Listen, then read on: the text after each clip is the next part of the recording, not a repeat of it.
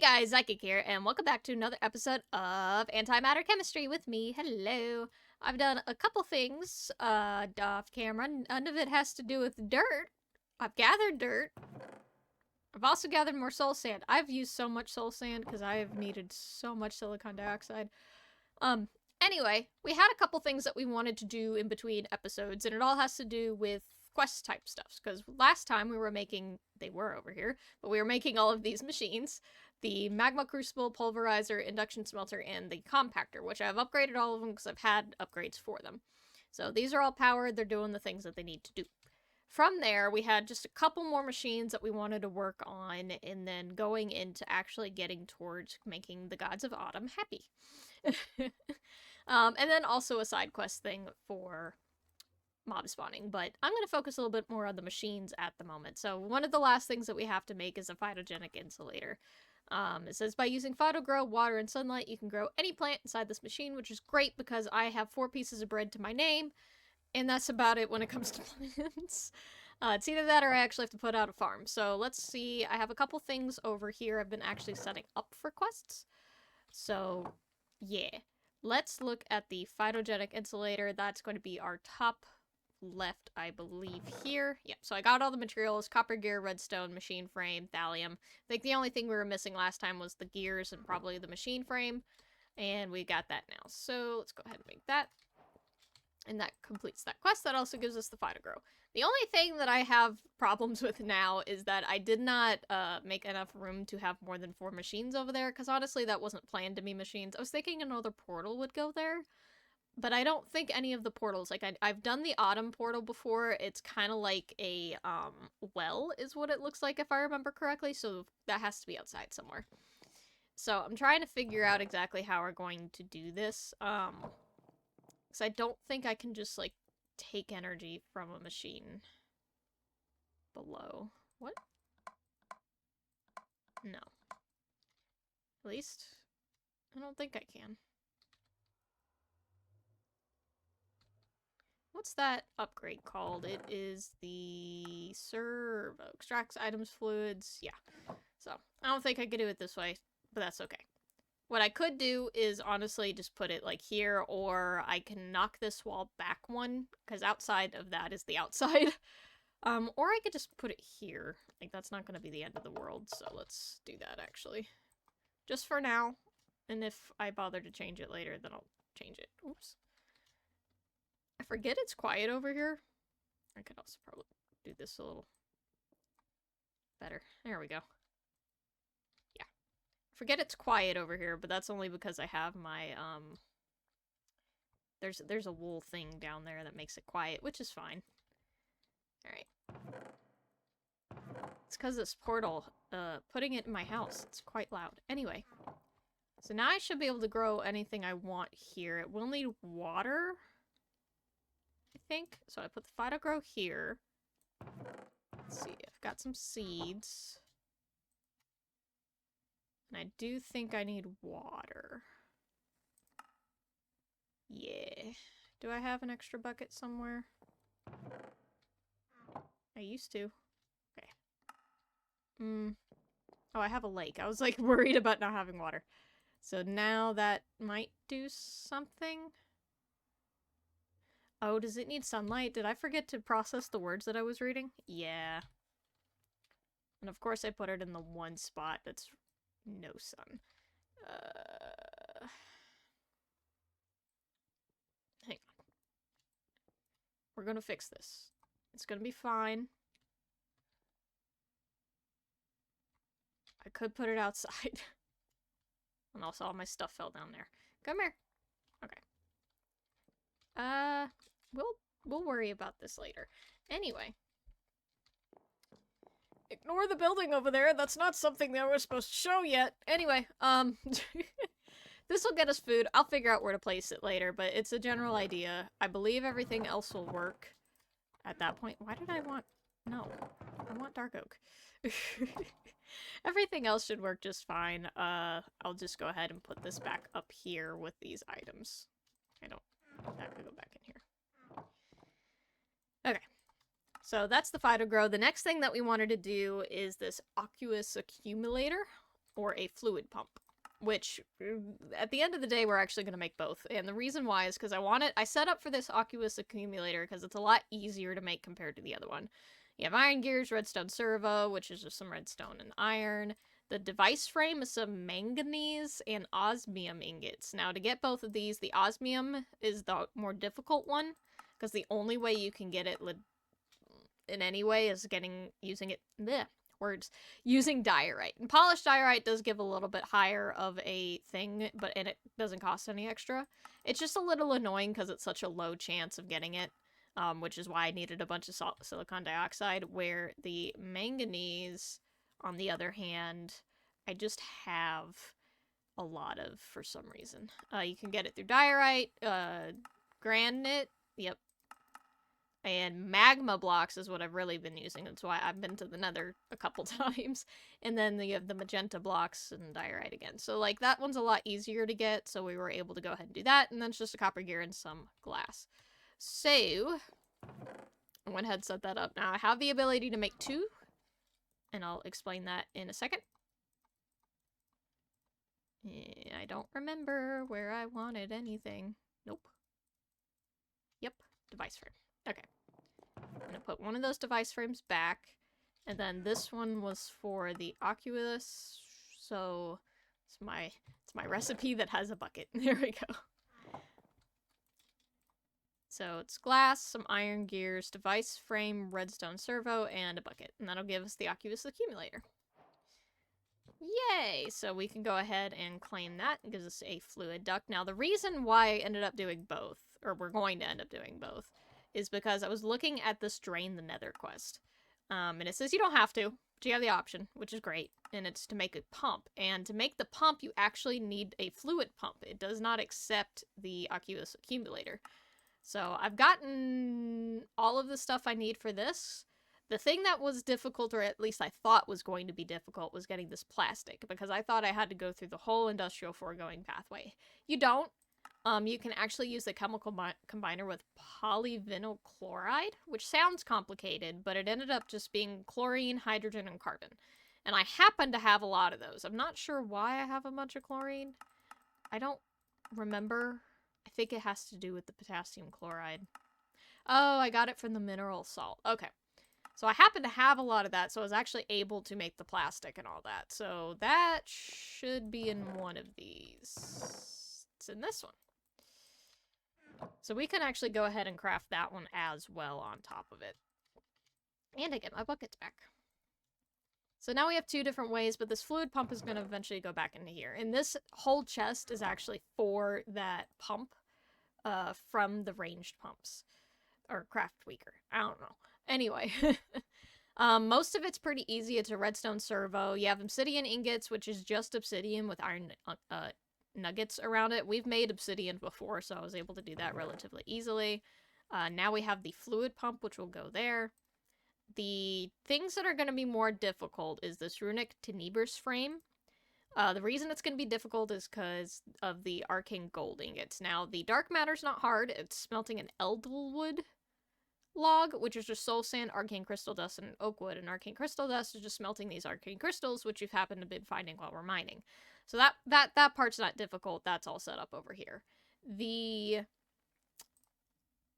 runic carved dark stone bricks is really easy because I got some runes for mining again. Carved dark stone bricks is just dark stone, which you can make by just putting silicon dioxide in the lower left corner. And I've actually been making that without realizing that I needed it because I thought it was a pretty looking block. But the last thing's the arcane gold ingots, and what makes this difficult is not the charcoal, not the gold, and not even the arcane crystal dust. What's making it difficult is the mundabitter dust. I don't know if I said that right. That sounds German. I'm not sure why. But the only reason that one's going to be a little bit difficult is when I need more gas tiers, and the nether's terrifying, and I don't like being in there. And then the other item's this prismarine crystal, which we can get using the pulverizer. We just need prismarine shards, and from there I need cobalt and this barrel. Now, I believe I found the cobalt. Cobalt's pretty easy. It's just this light blue dye, which I can make really easily. The barrel's a little bit more difficult because I think the only way I can get it realistically is through emeralds. And I don't have access to emeralds because I think they only spawn in the autumn dimension, which we're not there yet. So that's going to have to hold off there. Anything else for that was these range add-ons, and I think the only difficult part is this platinum.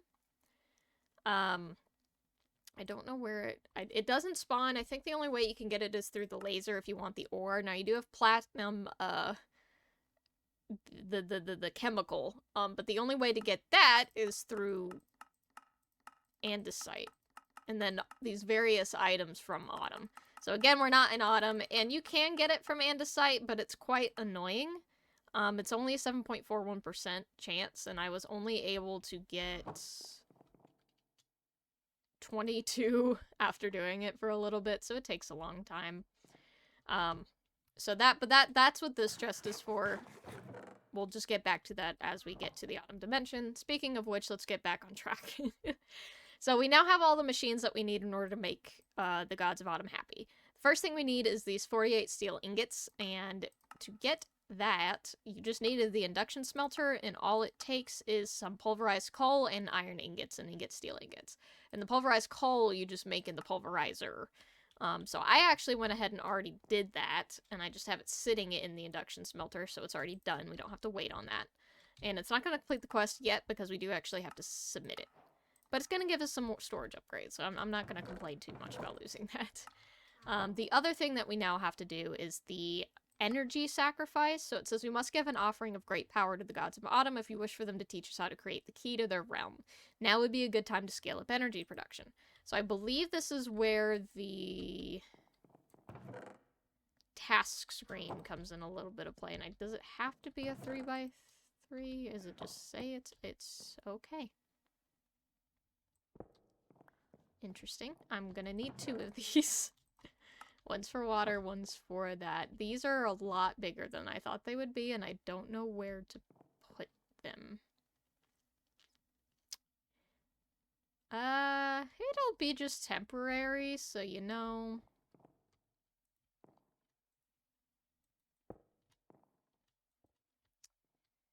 Sure.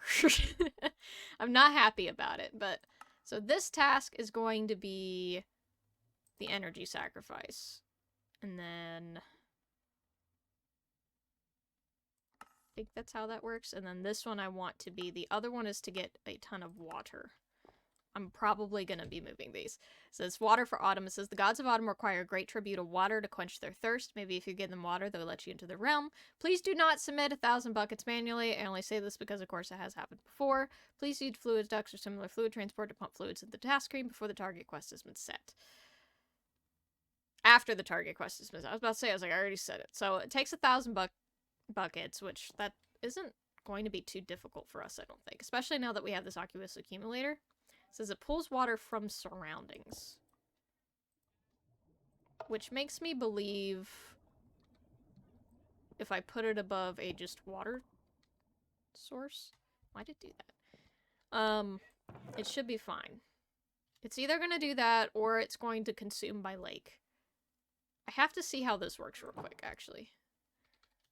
Because if it's a matter of needing an infinite water source, I can do that, but I need to make sure that I'm not gonna just lose my lake. So let's go ahead. I don't...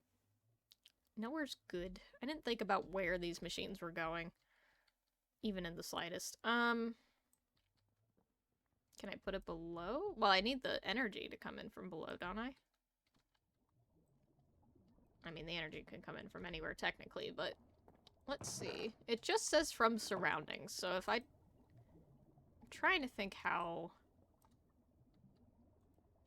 this will work. Are you gonna... Or do you even need energy? I don't think you'd even need energy.